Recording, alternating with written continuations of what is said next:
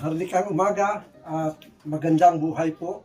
Sa araw na ito ay pag-uusapan natin ang legal basis ng Maharlika.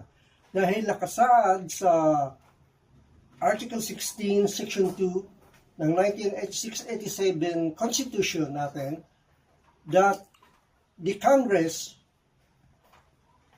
changed by law the name of the country, zeal and national anthem, which is truly reflective to our ideals, traditions, and history.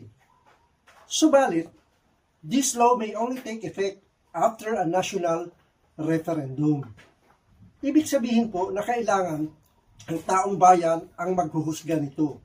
So because we are living in a democratic country, having a democratic form of government, kailangan pong magkaroon ng 51% or mahigit pa ang mga buboto or may gustong palitan o baguhin ang pangalan ng ating bansang Pilipinas sa Maharlika. Dahil alam naman po natin, ang pangalang Pilipinas o Philippines ay hango sa isang napakasamang hari, si King Philip II, na napatay sa sipilis noong medieval era. Kaya wala po tayong maipagmamalaki dito sa pangalan na ito at kailangan po nating magkaroon ng tunay na identidad na hango sa ating kasaysayan at kultura. Kaya nga po noong August 14, 1978, ang dating assemblyman na si Ginoong Benjamin Bautista at dating senador Kuya Edy Ilardi ay naghain ng Parliamentary Bill 195 sa interim pambansa upang talaga pong baguhin ang Pilipinas tungo sa Maharlika. Kaya nga po kung titingnan ninyo, maraming nakakagusto sa pangalang Maharlika.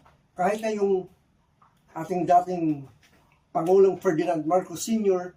ay gumamit din ng Maharlika. Kaya hanggang ngayon po, yung Maharlika Highway, Maharlika Village, at Maharlika Charity Center ay patuloy na nagsiservisyo sa ating sambayanan. Noong panahon ni Tatay Digong ay nagbungkahay din siya ng pangalang Maharlika para sa bansa natin na sinuportahan naman ng ating mga intelihenteng senator tulad ni dating Senator Lacson at Tito Soto. At sa pangkasalukuyan po ay ginagamit din ito ng ating gobyerno, ng gobyerno ni Pangulong BBM, ang Maharlika Investment Fund. So ibig sabihin na ang katagang Maharlika po ay may magandang mensahe o epekto sa kaisipan natin at nagbibigay ng tunay na self-esteem at positive pride bilang mamamayan ng isang bansang malaya, masagana at masaya ang mamamayan. Kaya nga po, sa muli kami ay nananawagan na sana ay suportahan natin ang Maharlika.